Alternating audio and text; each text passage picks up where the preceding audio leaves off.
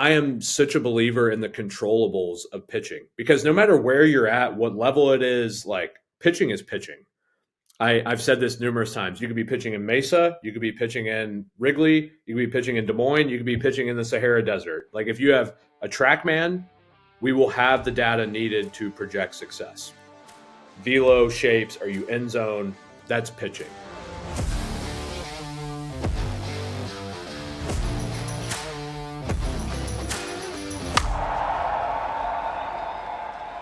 Welcome back to another episode of the Advocate Podcast. I'm your host, Matt Hannaford, and as you guys know, we are a podcast that is dedicated to helping youth and amateur baseball players and parents navigate the oftentimes overwhelming world and the business of baseball. If you're a pitcher, today's your episode. Today's guest is Tyler Zombro. He is a name that is making waves in the baseball world, not just for his journey as a pitcher, but for the groundbreaking impact he's been able to make behind the scenes in pitching development, biomechanics, and analytics. Tyler's story is one of resilience, intelligence, and innovation. After going undrafted out of George Mason University, where he excelled as a pre-med student, he refused to let the lack of velocity as a pitcher define his career. Instead, he immersed himself in data, pitch design, and player development, proving that success on the mound isn't just about how hard you can throw. While he was still playing, Tyler founded Research and Development Baseball Academy, which later merged with Tread Athletics, which, by the way, if you guys haven't heard of Tread, it is one of the most cutting-edge private pitching development programs in the country. At Tread, he worked with some of the best minds in baseball. He coached anywhere from 60 athletes at a time, including many major leaguers, while also applying analytics to refine their skills. Tyler's ability to translate complex data into real-world results makes him one of the most sought-after names in pitching development. Now today, Tyler is taking his expertise to the Chicago Cubs front office as a special assistant in pitching, where he works very closely not only with team president Jed Hoyer, but also the rest of the front office for the Chicago Cubs. In this episode, I want to talk about what you're going to hear. There's 5 things that really Tyler covers, amongst others, that are the most profound. The first is he talks about how modern pitching development is evolving and why velocity is not everything. He talks about the role of biomechanics and the data in player success. He talks about how young pitchers should approach their development to maximize their potential. He talks about my favorite thing, which is why picking the right organization actually plays a huge role in your success. And then lastly, he talks about what players and parents should be asking when they're evaluating travel baseball teams, as well as player development programs. So if you're serious about understanding what it takes to stand out in today's game, this is the episode that you want to tune into. So without further ado, let's jump right into my conversation with the Chicago Cubs, Tyler Zombro. All right, Tyler Zombro, thanks for coming on the podcast. Yeah, thanks for having me. Of course, man. So I feel like it's necessary that I tell everybody. So you and I are at the winter meetings, and we ran into each other and just started talking about a number of different things because part of your resume is obviously you played professional baseball. And what was your title when you were at Tread? Head of data? Yeah, performance specialist, head of data, head of hiring. I've done about every role there. And so when I ran into you, I don't think I knew yet that you had gotten hired by the Cubs. So I think I may have asked you like, hey, what are you doing here? And then you brought up, that you had just gotten hired by the Cubs as the assistant to the pitching director or something? Special assistant pitching. Special assistant pitching, which for everybody listening, we'll dive into what exactly that entails. So obviously, this is a long-winded way of me saying that you know about pitching, right? You've obviously done it from a player to really kind of like a coach, and now being in the front office with a major league organization. Take us back to when you were obviously a pitcher in high school and college. I'm familiar with, you weren't a guy that always threw mid-90s or if ever threw mid-90s. So how was it as a player, as a pitcher back then, having to navigate what we know to be a crazy world of baseball, which is so obsessed with velo, not being a velo guy? I think I'm a pretty big testament to getting slapped in the face by not having velo. My journey really starts with the fact that I go to George Mason. So I was a pre-med major, was working full-time while I was in school, and then had a great career through 350 innings and had probably a 3 ERA, hold a lot of records. And you go through college, right? And you're like, all right, I'm at a D1 program. I have a storied career. I'm at the top of the record books. There's no way I don't play professional baseball. And 40 rounds go by and I'm not playing professional baseball. And then, of course, I've had a whirlwind since where I was working full time. I debated med school, ended up signing as a non drafted free agent with Tampa. And then, of course, as you get into pro ball, I quickly realize if I'm not going to throw hard, I've got to do something well. And I think that's where I really just leaned on the fact of like you get to the big leagues because of your strengths, not because of your weaknesses. And tapped into some ball flight data, improved some secondary stuff, commanded the ball really well, found my path to AAA, never debuted, but it's been pretty cool to see how baseball has shifted so much in terms of the velocity continuum. But I actually think we're starting to resort back to the guys who have 4, 5, 6 pitches that they command at will. So it's been fascinating to see it amongst my own career and now kind of where we feel like the game may be resorting back to something, from the past, as it seems to always do. So do you think it was the fact that you were obviously a pitcher with the Rays, being with that organization, that introduced you to this idea of really studying data? Or is that more about kind of who you were as just your interest level and you doing it yourself?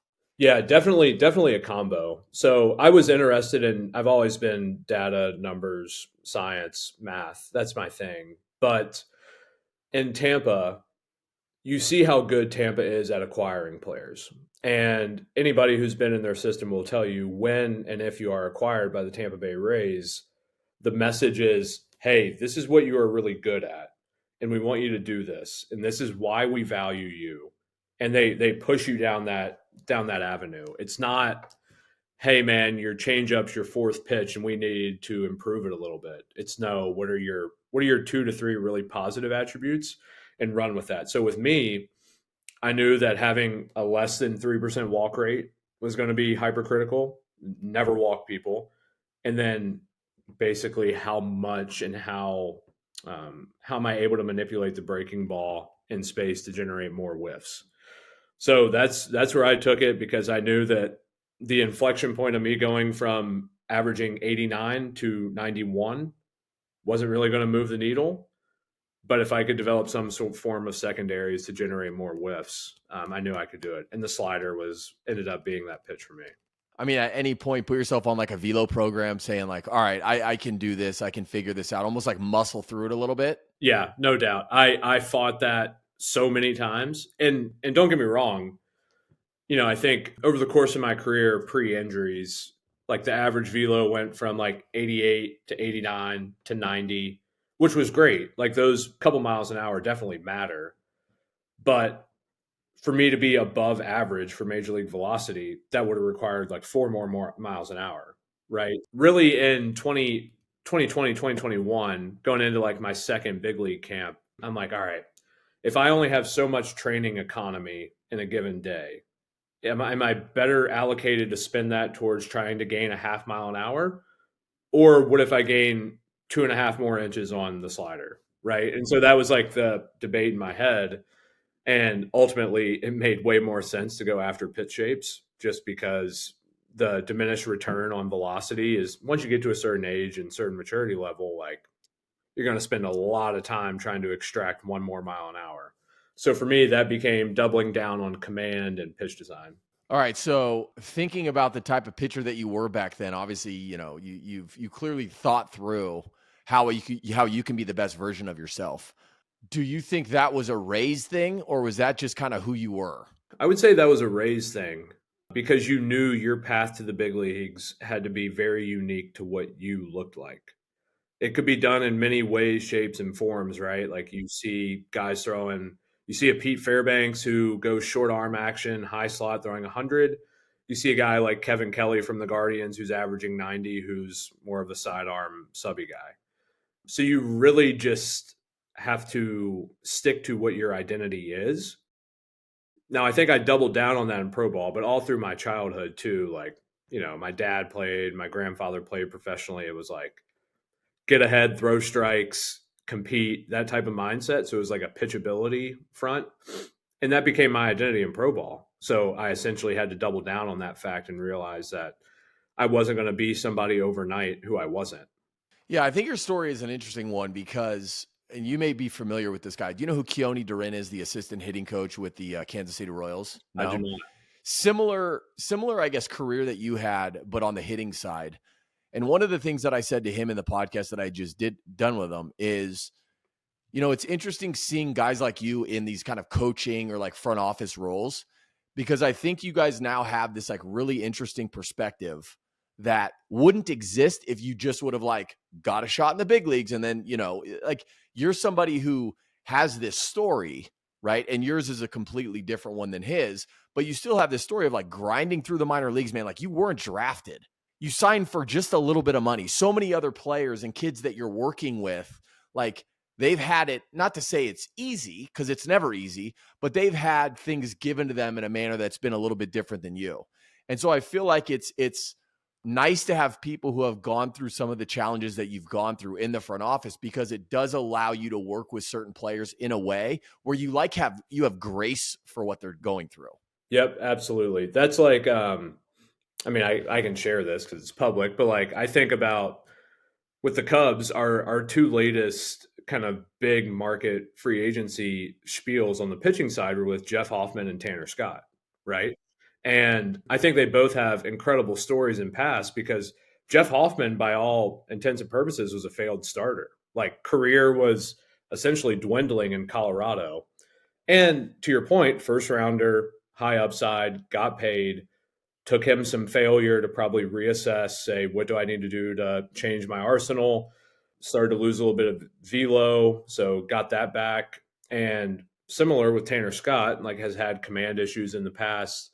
And so I think exactly to your points, being a guy who had to grind his way through the minor leagues and do things a little bit differently to have any form of success, a lot of times the Jeff Hoffmans of the world don't experience failure for the first time in pro ball until they're 6, 7, 8 years in. And I think being able, exactly to your point, to cope with them in a way to realize that although things may feel like it's one step backwards, maybe in the grand scheme of their career, it's two steps forward. That can be said for injuries, for on field failure, for a velocity decline, stuff decline. But yeah, I 100% agree. I think you need somebody who had a non-linear baseball playing career path because you understand the highs and the lows versus, like the Hall of Famers, right? Everybody talks about how they can't relate to Barry Bonds in the box. Right. And imagine Barry giving somebody hitting advice, which, by the way, this guy was a hitting coach for the Miami Marlins. But imagine him being like, hey, man, just like spit on the changeup. Like, just don't swing at it. Or hey, turn around on that. But like, hey, man, it's not that easy for me. Right. It's a little bit different. So somebody in a front office in your capacity who, again, has gone through what you've gone through, I think is certainly a good thing for all of baseball. But I do want to talk about kind of your nonlinear journey as a player real fast if we can. So you obviously don't get drafted, but you sign with the Tampa Rays, right? You ended up getting up to AAA. There's an incident that happens, obviously, when you were in AAA where you got hit in the head by a fastball or by a comebacker that I think was like clocked at like 104, if I'm not mistaken, right?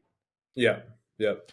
And without having to get into like the intricacy of that whole story and what happened, after that, obviously there was some rehab time that you had to go through. And then you started dealing with arm issues too, if I'm not mistaken, right? Thoracic outlet. Yep. You also had some nerve issues, right? Yep. Still do. Still do. Yeah. So I think about your career and I'm like, man, I feel like it's never been, correct me if I'm wrong. Like you've never really had this like, oh yeah, that year was actually I did well that year. That was kind of easy. You never even had it. Right? Yeah. I mean, 2019 would have been your pitcher of the year. Right. That was the easiest I've ever had it. Right. So obviously getting, through those years and then being a free agent. And at the time, at what point did you start working with Tread? Was it while you were still playing? Yeah. So I've worked full time since I started playing in 2017. So I worked at a private place in DC for parts of 5 years. And then late in 2020, I came down and started at Tread. And when you started at Tread, walk us through, like, what was without talking about, obviously I understand why Tread is so valuable and such a great place, but what was it for you that made you feel like, I want to this is what I want to do. I want to spend time helping these pitchers. Where did that come from? Yeah. So I think that actually goes back to DC. So I worked at a place called Research and Development Baseball there. Tons of really high level high school kids in the DC area, a lot of college guys, few pros. There's one kid in particular who I've had since he was 15, Kyle Witten. And I just remember you start to see these guys go through their journey of they start to be recruited, they start to develop a little bit more of a work ethic. Like it goes from more of like a hobby that they're good at to like a true passion of investment in the sport. You help them facilitate getting to a college, taking the reins on their own career. And then obviously you hope they go on to pro ball and do great things. And really, within the first 12 to 16 months of doing that job while I was still in college, I immediately found that I had much more satisfaction to my own being by seeing other guys have success and helping Mm. facilitate that. Like, yeah, I loved pitching. I loved the adrenaline boost you could get of closing out a game, but you can't do that every day. You can help people every day, which is a nice thing, right? And I just quickly learned that ultimately, relative to the pro population, my physical abilities weren't as strong as theirs, but my mental side was. And I could use that to help empower people. So as soon as I started getting the satisfaction of seeing guys grow in their career and accomplish some of their goals, I immediately knew that whether that was going to be on field, front office, whatever it might be, that was going to be my long term path. And so at Tread, help us understand if you had a kid come in for the first time, like what do they expect to experience? I know there's a ton of people that you work with, a bunch of different options, but I guess give us like a hypothetical example of a guy who's in pro ball who goes there and he's like, hey man, look, I need to add velo. I need to clean up my mechanics, help me be a better pitcher. Yeah. How does that look? Yeah. So I would say first and foremost, you have to assess where they're at and what the time looks like. I think this is one thing that we've really done a poor job of in the baseball private development space is analyzing time appropriately. And I'm super grateful to have seen this from the ultra talented high school kid who's up to 97 or 98, their junior year of high school. And I've seen it on the 34-year-old major league free agent who's about to bank 20 plus million a year. Is you have to assess what does time look like for this guy, right? And I know this is something you're passionate about with youth baseball and helping kids kind of find a path. Is I reflect a lot of throwing a max effort bullpen at Tread on like December 10th really never has context, right? Like it's not getting ready for the spring season. We're too far away. The fall season should be over. It should probably be like an off ramp or on ramp time. But just assessing those time periods of where a guy's at. So to answer your question, if a guy is condensed on time, meaning he's an older minor leaguer, maybe only has 1 year left, maybe he's on the chopping block, you have to say what's going to be my immediate bang for our buck. I typically bucket that as velo, command, or stuff. And so within that, I'll say what's our biggest hurdle here. With Tanner Scott, it was command. With a guy like Cole Reagans, it was velo. With a guy like Brock Stewart, it was velo and stuff. And so you just assess that, and then we're going to work backwards to put a plan in place. So you need to assess them head to toe, see how their body moves, what can they do, what can't they do, biomechanically, what are the red flags, what are the green flags, and then lay it out. Here's where we want to be in 4 weeks, 8 weeks, 12 weeks, 16 weeks, and start attacking it from there. But again, I think the time piece of this is really big. And oftentimes as an industry, we look for immediate kind of satisfaction. And I think that's wrong because you lose sight of the bigger picture. But anytime you get a new guy, you have to assess it with a time window and consideration. All right, so think about it. If a guy comes to you, beginning of the offseason, say it's, a minor league guy, he's coming to you in October and he's saying, hey, look, I'm going to give you all offseason, right? I live in Charlotte. I'm going to come as often as you need me to. I feel like that's a pretty decent amount of time that this guy's willing to give you. What can he expect? And I know on some level, this is all subjective. It's based on how his body moves and what his strengths and weaknesses are. But do you ever get guys that ask you that question? Like, what can I expect come, January? Yeah. Yep, for sure. And we always get that question with velocity, right? Like For me on the private side, Cole Reagans has been the biggest blessing and curse because he added like 6 miles an hour, but everybody thinks they're going to add six now, and it's like it's not that easy. So I think it's a combination of how many anatomical deficiencies do you have, mobility wise, soft tissue wise, injury history. There's a lot of things to consider, and typically the more flaws you have, the more upside opportunity you have, which is a good thing in a lot of cases. So I'll use an example of Jeremy Walker. Came in this offseason, exactly to your point. Came in October. Was like, I'm going to give you as much time as you need with me every day. I'm going to drive down and let's see what we got. So he was coming off of a grade 2 oblique early in the year. He had been pitching in Mexico. So his spine wasn't laterally flexing. We had a lot of issues from basically lack of therapy, lack of treatment. And so the first, let's call it 4 weeks of the offseason, it was just therapeutic throwing, like no mechanical focus. And let's work with our PT Chiro, free you up with your spine, get you moving better, and then we'll progress. So you knock out those 4 weeks, he's moving better. Then we start some mechanical patterning with plyo work. He's feeling good, doesn't have irritation in that left oblique. Then you start adding intensity to those new patterns. And then you look up and you're 12 to 16 weeks in and he's up 4 miles an hour. So that's like a really good example of get the body right, introduce a little bit of a new pattern, add intensity to the pattern, and then go from there. So I think you really have to block it out like that. Scott Barlow is another good example of a guy whose velo is going to be back. But these guys oftentimes, as you know, working with a lot of them, it's like, no, like I want to go there this week. I'm going to solve it. I'm going to fix it. I'm going to get 3 miles an hour and I'm going to go home. And I wish it was that easy, but you really need to lay out time for, okay, body, pattern, intensity. And I think that's what you look at. So, majority of the guys, if you've got some injury stuff that's lingered and you fought through a lot during a season, we'll get you back 2 to 3 miles an hour. For somebody who maybe has been really healthy and has tried everything under the sun, maybe you get 1 mile an hour.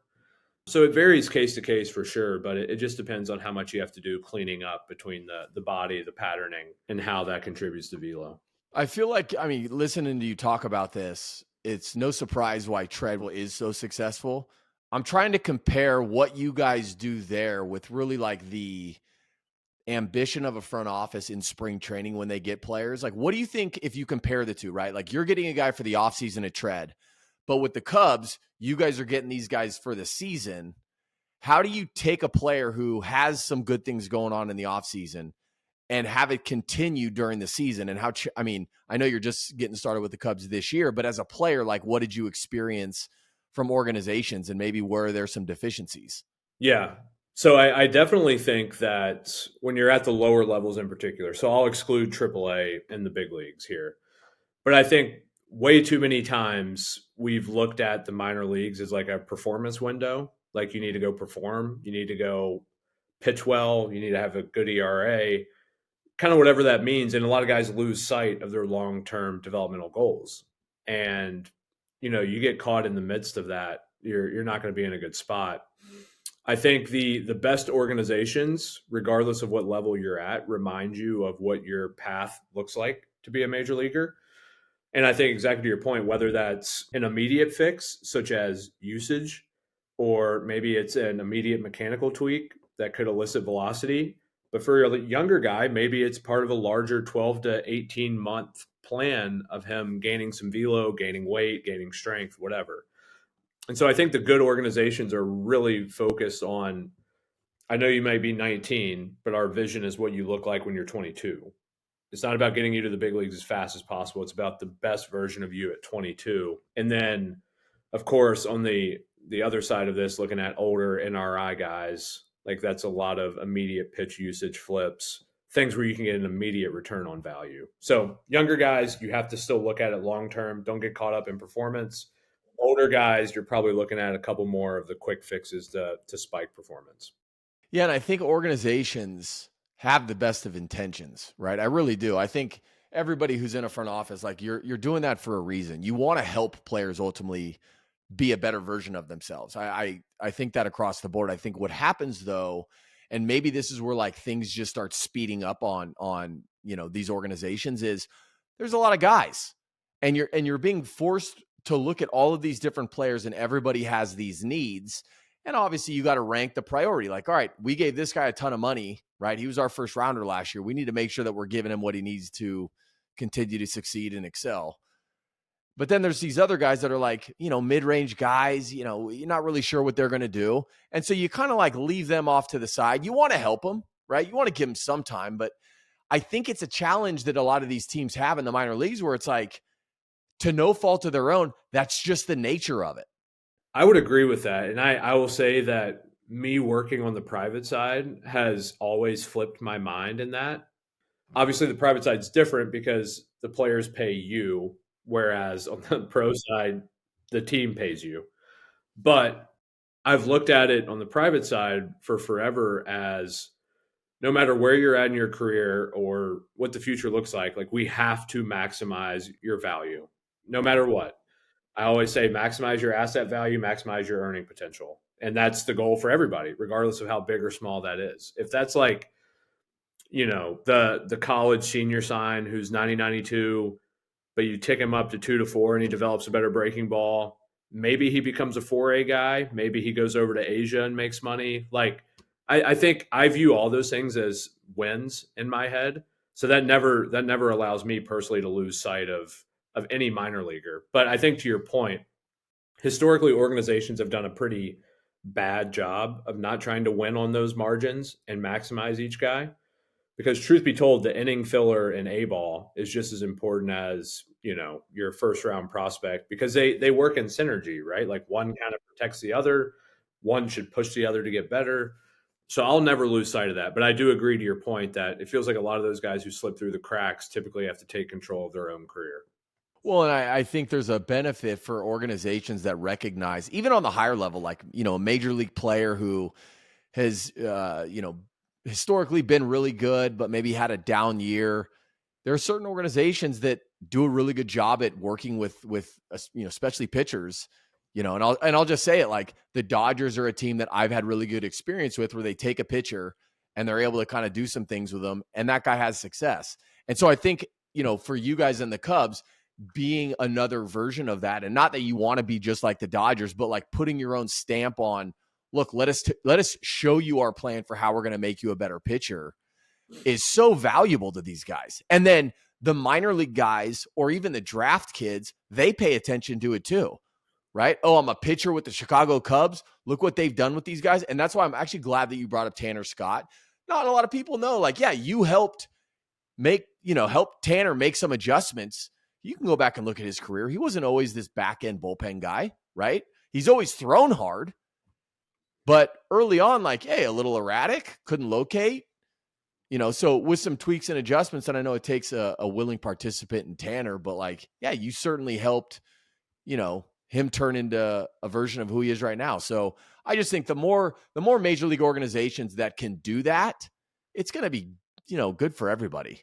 Yeah, for sure. Glad you're rubbing salt in the wound, referencing Banda with the Dodgers, Tanner with the Dodgers. Hey, I didn't say Banda, you did. That is who I was talking about. I know exactly where you're going. But no, I agree. So it's a good point though.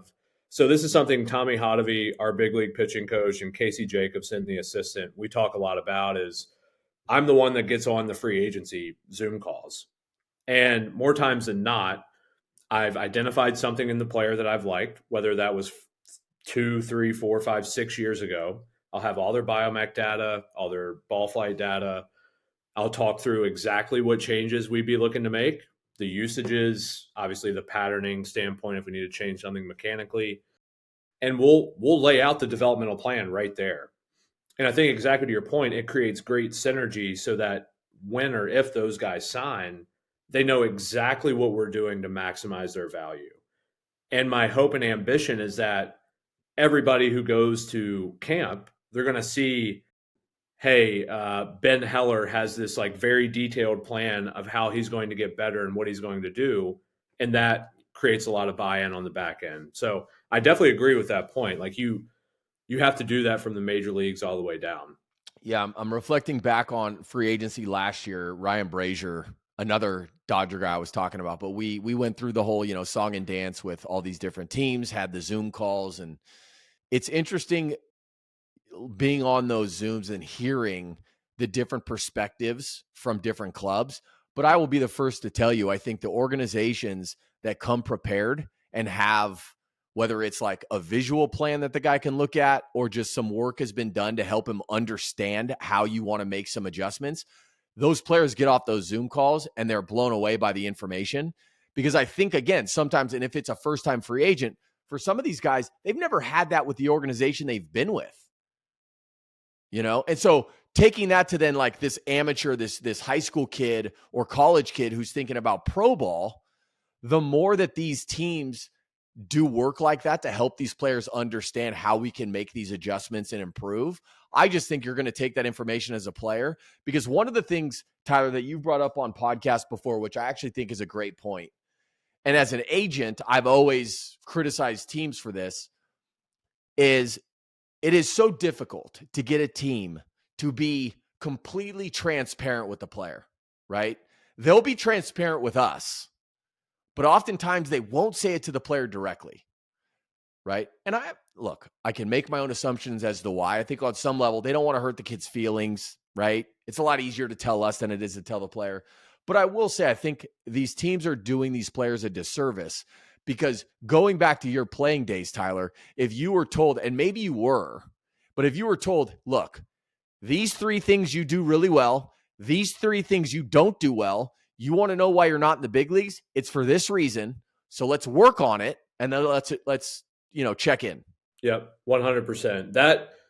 That right there has completely shaped my mind with how I attack pitching development, I would say. So exactly to your points, coming off of that 2019 season, go to big league camp, 2021, I don't even know if I want to break to AAA, but you get like these fluffy answers, right? Like, you were reliever of the year and keep doing what you're doing. Yeah, exactly. And it's like, well, no, man, like as of right now, I'm not in the ATS site and I'm not going to AAA. So what does that look like? And it's good timing on your part of saying a lot of this because I've dealt with it over the last couple of weeks with a few NRI guys. Is there are some really fun projects out there who I think I've identified as we could add this specific breaking ball. We could do this with a fastball shape. This is how we get you in zone more. And I am such a believer in the controllables of pitching because no matter where you're at, what level it is, like pitching is pitching. I've said this numerous times. You could be pitching in Mesa. You could be pitching in Wrigley. You could be pitching in Des Moines. You could be pitching in the Sahara Desert. Like if you have a TrackMan, we will have the data needed to project success. Velo shapes, are you end zone? That's pitching. And I sit here as these guys have reached out to me about working with myself or the Cubs, and they're choosing other organizations because of a AAA guarantee or opportunity to make the big league team out of camp. And I'm like, dude, listen, I'm not going to fluff you on that, nor lie about it. Like if you're not on the roster right now, I doubt that you'll make it. And I can't promise you a AAA job. And these are guys who have like a handful of AAA innings in their career. But it's like the controllables of what you need to do developmentally, you can go do at any field in America. Like, but teams like to like hide behind this curtain, I think, and not be transparent, which to me, I will always be super, super honest with the player because I think teams have underestimated how much truth the players like to be told, good, bad, or indifferent, right? Like guys just want to know what it takes to be a big leaguer. I think we've all, whether you're an agent player, like we've all learned over the years through experience on some level, when you have a conversation, and I'll just tell this quick story, but we had a player with the Atlanta Braves a handful of years ago, and Alex Anthopoulos, general manager, sat him down and just like, hey man, I'm not going to sugarcoat this. Here's the deal. You're not making the club. Here's why. And just like boom, boom, boom, boom, boom. Do you have any questions? Happy to talk to you about it. And it's funny because even as I'm saying this, I think about the scene in Moneyball, right? Where Billy Bean calls in, I don't know, who was it? One of the guys they traded and said, hey, here you go. You're traded. Here's why. See you later. Any questions? Talk to him. And he like walks out. But at least at that point, the guy's not sitting there wondering like, was that true? should I just keep doing what I'm doing? Because so many other people in their life is telling them how great they are. You're doing everything, perfectly. And the reality is like any professional player, if they're going to spend the time, like you said earlier, they're devoting time to do this, they need the truth. Right. So I love, Tyler, I love that you're remembering that and kind of using that in your delivery with players. And I know it may seem hard if guys are super far away from the big leagues, but I think as you break it down a bit to give them, again, a month from now goal, 2 months, 3 months, 12 months, whatever that might be, and not everybody's going to be a major league all-star. That's just the reality of the game of baseball. But if you're the guy who is on no prospect list, you're a UDFA, like you should take pride in the fact that getting to your 90th percentile outcome and being a 4A up and down guy. Like that's a win. And to me, that's a developmental win for an organization. But I know a lot of people just pride themselves on the guy who's a all-star or the guy who's a slam dunk, no doubter. To me, that's always been a phenomenon of like, it just doesn't impress me. I'm not ragging on scouts. There are a lot of scouts that I love, but I just remember vivid conversations of like, oh yeah, like I was on Bryce Harper in high school. And it's like, well, no kidding, man. Like who wasn't, right? Like those aren't marginal wins to me. Right. All right. So I have a question, and I want to, because we're talking about free agents, I feel like you have some insight, obviously being in the front office, and say whatever you can. But if you were talking to a big league free agent right now, what would you tell them that they need to think about when making a decision on what organization to sign with? And assume everything is considered equal. Assume everybody's offering the same thing. What are the things that you think that player needs to really think about?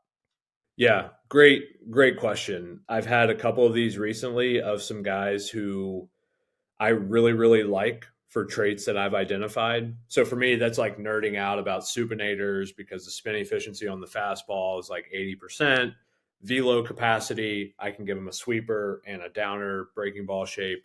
So that's more like the technical stuff. But the one thing I will say, there's one player in particular who I won't name that I've talked to a lot, and he's been around a bunch. And I think you obviously you want to look at opportunity, but at the same point in time, we have to remember that you want to be the best major league version of yourself.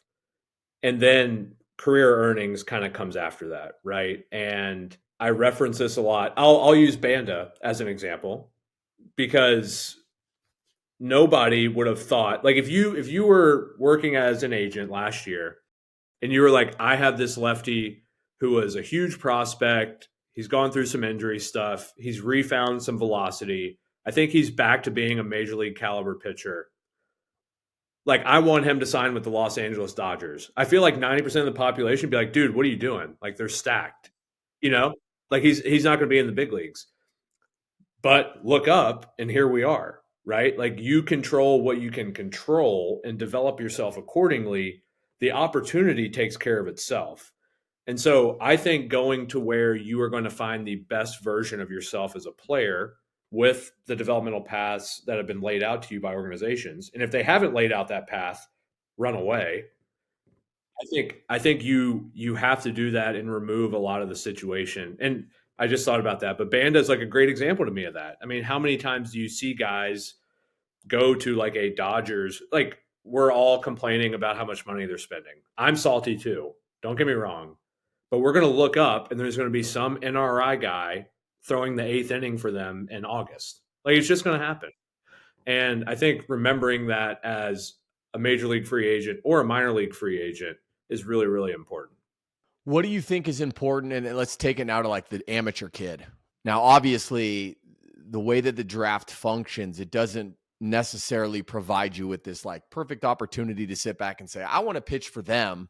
I want to sign with that organization, right? It's more about who's willing to make you an offer and are you willing to accept that offer? But if you were a kid who's thinking about all the different organizations that you could potentially play for, what are you focused on or thinking about as a 17, 18-year-old kid Yeah. who hasn't played professional baseball yet? That's a really good question. And this is something I know even with Chicago's amateur scouting director, we've started to talk about. I sit here and reflect as I talk to major league free agents who were talking about giving millions of dollars. I'm looking back through 5, 6, 7, 8 years of their biomech data, all the ball flight data, getting edgertronic video from years ago, right? Like I'm trying to work backwards so hard to lay out their dev path. And I'm like, we should do that for amateurs. Like why wouldn't we? In fact, I would argue it's more important because you have a longer runway with those guys.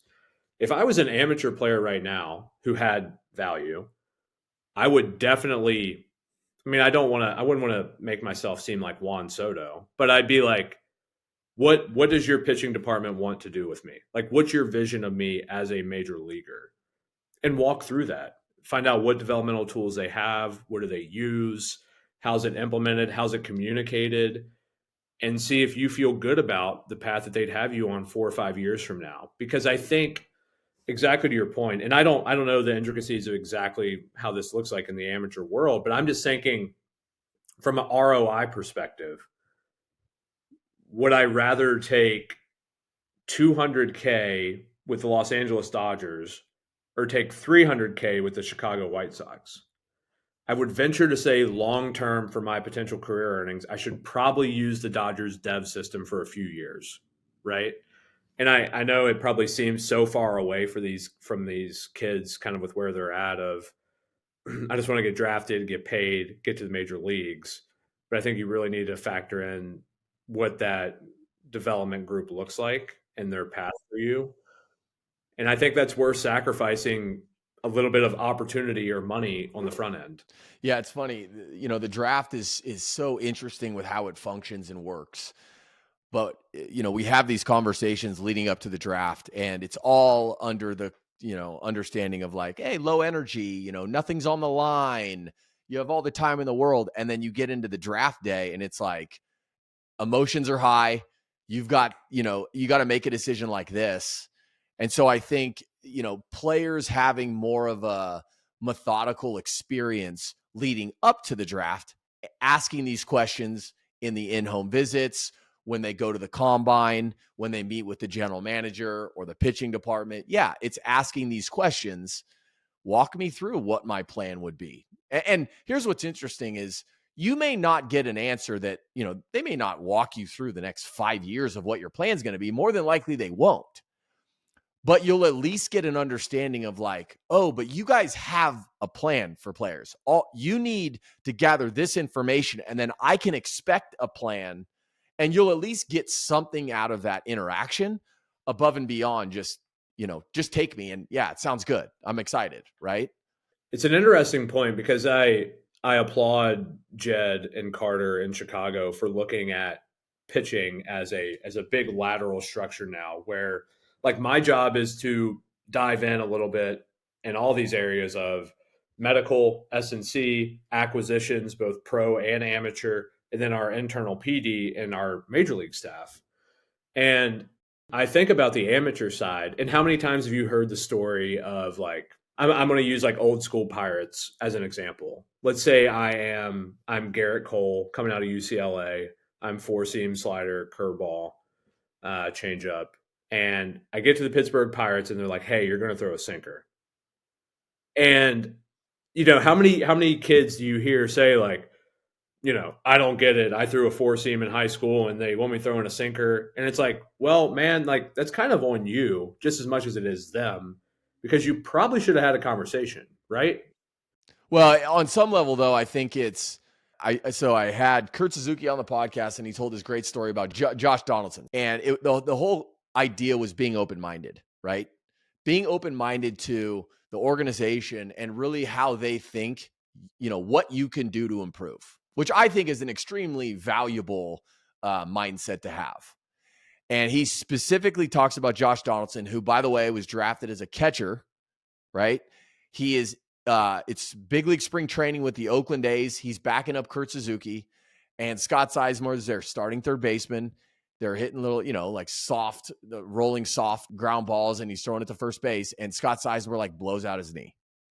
And so literally it's, week 1 of spring training, and holy shit, this guy just supposed to be our starting third baseman. The guy blows out his knee, and Donaldson literally raises his hand. He goes, "I can play third base." So he takes his gear off, goes over to third base, and this was the guy had played third base before, but it wasn't pretty yet. But the whole point in Kurt talking about this is here was a guy who was recognizing the moment, saying I need to be aware of what we have a need for. And obviously, if it wouldn't have worked out, that's fine too. The guy can always go back behind the plate. But he was open-minded to this idea of I need to do whatever I can to make the team win. So to use that language and apply it to what you're saying, it's if an major league organization is recognizing that you need to work on something, it's probably good that you talk to them about it. Ask them why, right? Hey, why do you think I need to do this? Help me understand it. I think that's extremely valuable. But too many kids, especially at the lower levels, look at a Coach Crooked and are I'm not doing that. That's not who I am. Yeah, there's two sides of it. Either they just nod their head and say yes and don't ask for clarification, or they just say no. And exactly to your point, you should probably have a conversation because the truth is in the middle. And yeah, exactly to your point, there's really, really small details and small margins that you can win on to, dictate the rest of your career. I mean, I don't want to overblow this, but what made Tanner Scott $72 million was not sitting so deep in his back leg so early with knee over toe time. That was the mechanical thing, right? It's hey man, I know this knocks your command. And if we can make this literally 20% better, I think you'll be in the zone 5% more. And now here we are. But it's a conversation to understand why we're doing that. But I think it's a really good point. And you never know what you might stumble across. Right. I think of in 2021, we had in Durham, we had Adam Conley who came through. There's Chaz Rowe, Oliver Drake. But the two that I'll always remember, Sean Armstrong and Evan Phillips. Both have been DFA cleared from Baltimore. Evan Phillips obviously has now completely revitalized his career. Right. With enormous earnings. And then Sean Armstrong as well has gotten jobs for the last 3 years since. But I think about Evan Phillips and I'm okay, they told this guy just to throw his sweeper more, just to up the usage a little bit. He goes and eats 3 innings in Minnesota, and he's naturally the DFA guy after that because they need a roster spot. All of a sudden the Dodgers claim him, and he keeps throwing that sweeper just a little bit more, and you look up and now he's double-digit million closer guy. Crazy how that happens. But being open-minded and saying okay, I've kind of failed in my career. Let me try something different. You don't know what that other version of you looks like yet. Right. And would you have done that if you hadn't failed? If he's drafted by the Dodgers, comes up, and they immediately say, we need you to do this, and he is fighting it, what does that look like? Does it require that he fails first before he actually is more accepting of the change? Right. And I think this goes back to our transparency conversation of I'm more than happy to sit down with any player, free agent or current Cubs guy, and walk them through all of the predictive modeling, walk them through how we grade pitches via stuff, what their splits look like, how we grade this pitch to righties, to lefties, whatever it might be, to show them of what's our best foot forward to give you the highest probability of being a good major leaguer. And let's go down that avenue. And if we need to adjust, we can adjust. And, if there's something physically that affects them where they can't do it, let's go talk to S&C or medical, and let's be open and honest about it. Hey, if you can't throw this pitch because it hurts your elbow, tell us, right? And exactly to your point, teams want the best intention for players, but you can't hide information. And I think that's signaling from the top down and being super honest and open with those guys. Well, I was going to ask you, and I know you brought up all these different departments. How interconnected and how much do each department work together with every individual player? Is there a lot of crossover? Yeah. So I will actually say thus far with Chicago, it's been fantastic because the medical staff's great. Kevin Poppy at the big league level is awesome. Oh yeah. That's right. I forgot Kevin's with you guys. Yeah. I think for me, the signaling that you've created a really, really good dynamic is that the lines actually get blurred. A little bit of mobility or correctives that you're doing in the training room, maybe that goes to the weight room. Maybe a little bit of the forearm work you're doing, manuals in the weight room, goes to the training room. Maybe some med ball patterning stuff. it's not just like, oh, go to the trainer, go to the strength coach, go to the pitching coach. It's like they all become one. And I think that's when you really have it figured out, because you have to let these guys tell you how their body feels, how they respond to things, whether that's mechanical, pitch design, weight room, whatever it might be. So those lines with good organizations are very blurry, and I think that's for a good cause.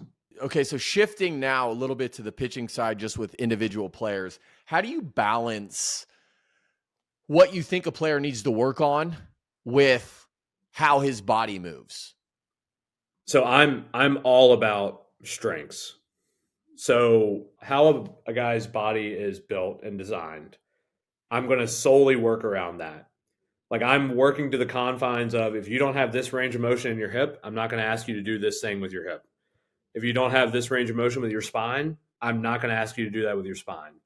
If you have limited ER in your shoulder, I'm not going to ask you to throw a super heavy plyo that causes discomfort. Like, you have to assess those things so that you're not putting their body in harm's way.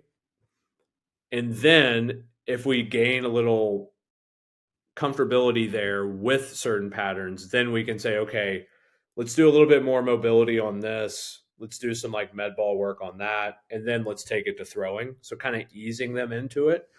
We need to understand your strengths and how you're built. And then let me work around it. That's something I take enormous pride in. And I know I favor supinators more than pronators. And we've done a lot of talking about that. But at the end of the day, you show me how you move best, how your body's built, how you apply force to the ball, and let me design an arsenal around it. And if that arsenal isn't good enough for velocity or movement standpoints, then like we might have to then, go off the rails and try something a little different. But let me work off of what you naturally do really well. Like I feel like that's my job. Just because, going back to our points of being a player who has struggled, like the worst thing you could ever experience is like somebody's asking you to do something mechanically that like your body can't do. It hurts. You don't feel consistent. It's awkward. So I really want to, work and kind of parallel there with the players. So I go off of strengths, and then if we need to start to modify, then we'll modify. So for the parent who has a 14-year-old kid and they're listening and they just heard you say supinator and pronator, help them understand what you're referring to and why you prefer supinators. Yes. So supination versus pronation, in layman's terms, is how you release the ball. So if you're a little bit more on the outside of the ball with your four seam, then you're more of a supinator. If you're more to the inside or behind the ball, you're more of a pronator type. The reason this is really important, and this is why I went down this rabbit hole a few years ago, is I had a hypothesis that if I'm naturally slightly supinated and a pitching coach asked me to fully pronate and get inside of a changeup, that puts your elbow at more risk because you're covering more total arc of motion at the elbow joint and applying force to the ball in that way. And I still firmly believe in that. Like, if you can't comfortably throw a certain sweeper or curveball shape, then maybe it's not for you. And so I would say for a lot of these kids, as you try to maximize what you can do, it's certainly worth considering, what is my natural preference? And let me not fight against that just to have this change up that I can go showcase, right? Like, you have time developmentally in your career to figure it out. But what you don't want to do is put your body in a vulnerable position that's uncomfortable. So that's the basis of supination pronation. The reason I like supination more is if you are slightly around the ball with slight cut, you can use seams to dictate movement. So like, I don't have to pronate a two seam. I can just use the seams to help the ball go arm side. In order to throw a gyro slider, it's easier to get to it, a sweeper, a curveball, etc. So pronators, you have to go further with the radial ulnar joint to try to supinate more, which I do believe increases some injury risk. All right, so now that we're on this topic, I think the next natural question I could ask you is help everybody understand what the death ball is. So it was basically, it really comes from pronators who can't throw a top spinning, high efficiency curveball.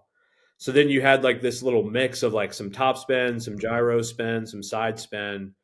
And what you end up getting, what used to be called back in the day, like a shitty backed up curveball, that's the death ball. So like everybody jokes, especially to me, they're like, dude, you're just like teaching backed up sliders. And I'm like, yeah, because they have like a 50% whiff rate in the big leagues. Like nobody hits a good backed up slider, right? So that's where the death ball came from. So it has like no glove side movement. It's literally just straight down. It looks like it backs up.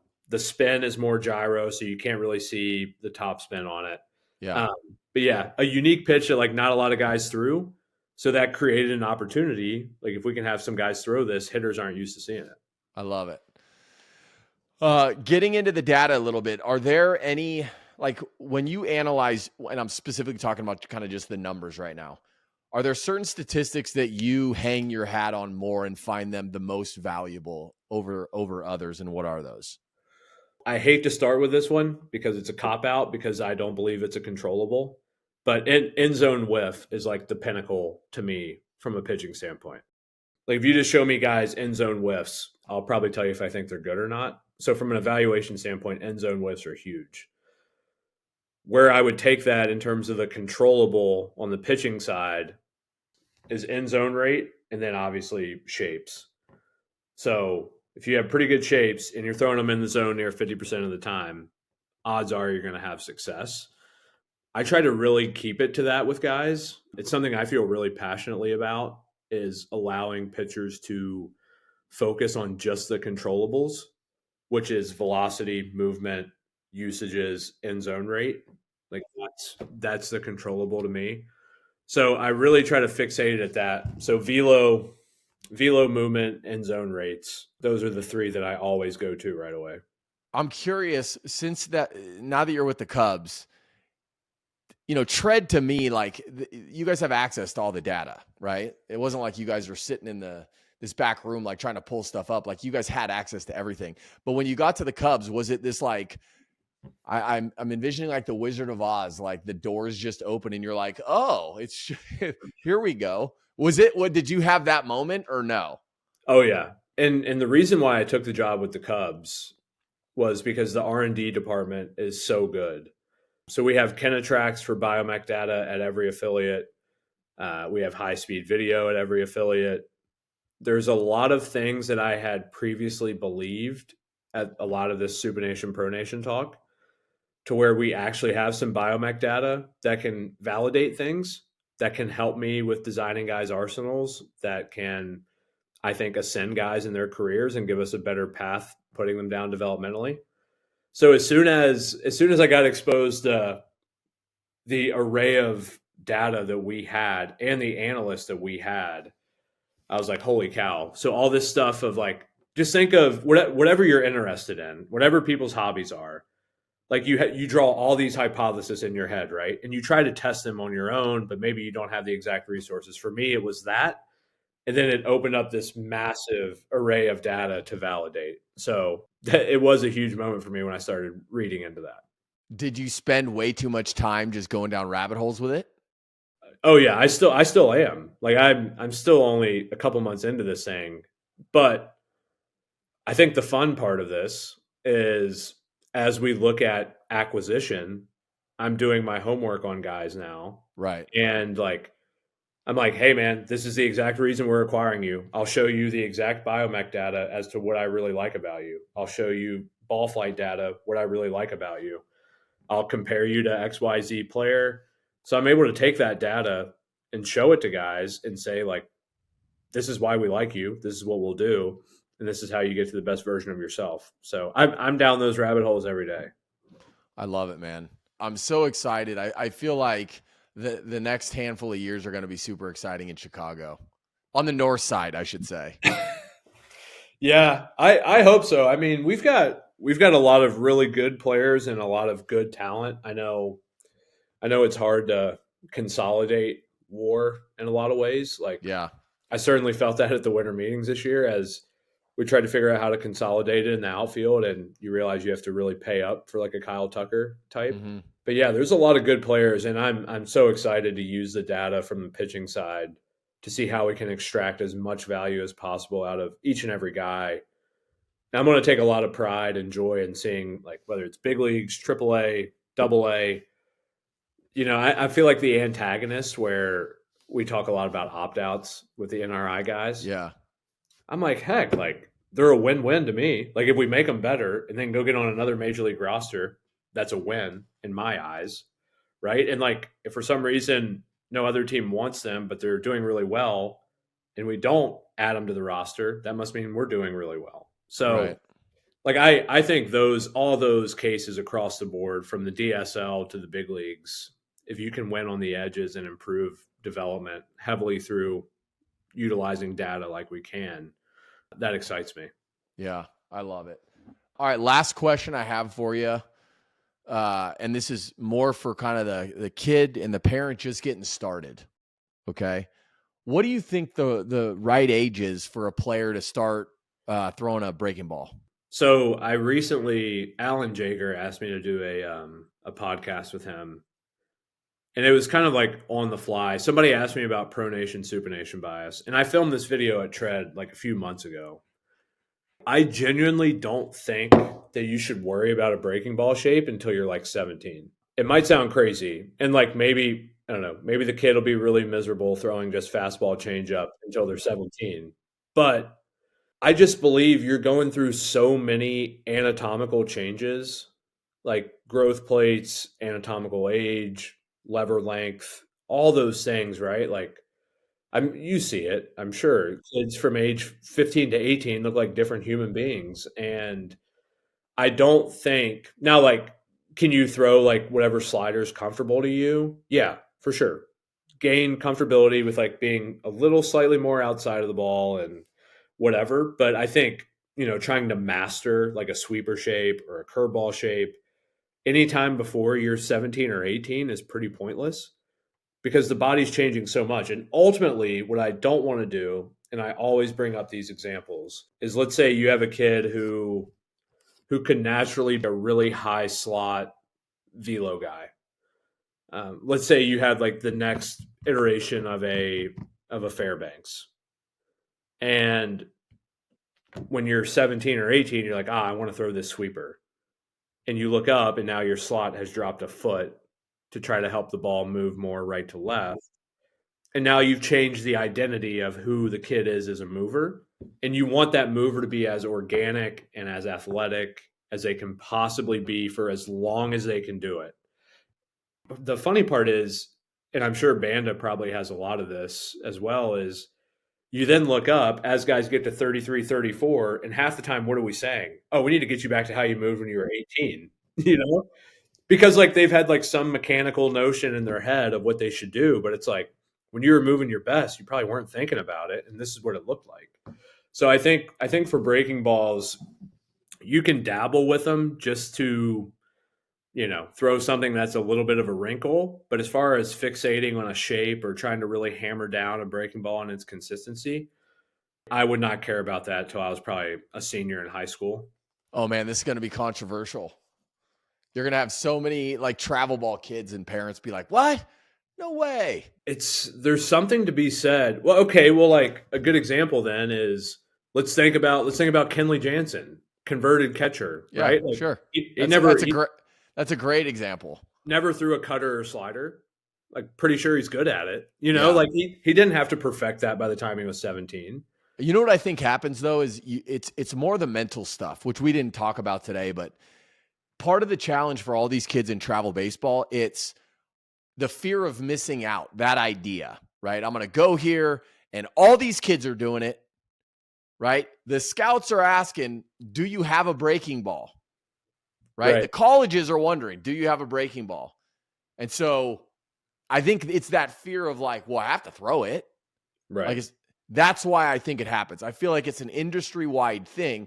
And I was talking to Dr. Meister on the podcast actually about this too. And we were talking about how do we change the arm injuries and just all of these Tommy Johns. And one of the things he said is he goes, look, I think the younger ages, they just follow what's going on in the big leagues. Yes. Right. So the more guys in the big leagues are throwing sweepers now, the more all of a sudden you show up and now this kid's throwing a sweeper. Where 2 years ago, no one was throwing a sweeper. Yep. Right? Yeah. So I was up at Cubs convention this past weekend, and we did like a small pitching panel thing. And I had so many 13, 14, 15-year-olds come up to me because they follow Tread. And like guys are asking me about XYZ pitch types. And I'm like, man, you're like 6'2", you're gangly as heck. Your shoes are like size 15. You have no body coordination. Like you trying to master a pitch right now is completely useless. Right. There's no way you're going to look like you look right now in 6 months, much less 4 or 5 years. And I think also probably what like parents don't realize in a lot of ways is, and I can say this confidently now with me being so heavy in acquisition, is like give me the young kid who just moves really well, has good velo capacity, and like we can add a secondary. Like secondaries are the easiest thing to add in the world. Like nobody's looking at a 17-year-old at a perfect game event and being like, oh man, that sweeper's special, like it's going to play in the big leagues. Right. You know? And people get fixated on that. But I think also to your point, they love to compare.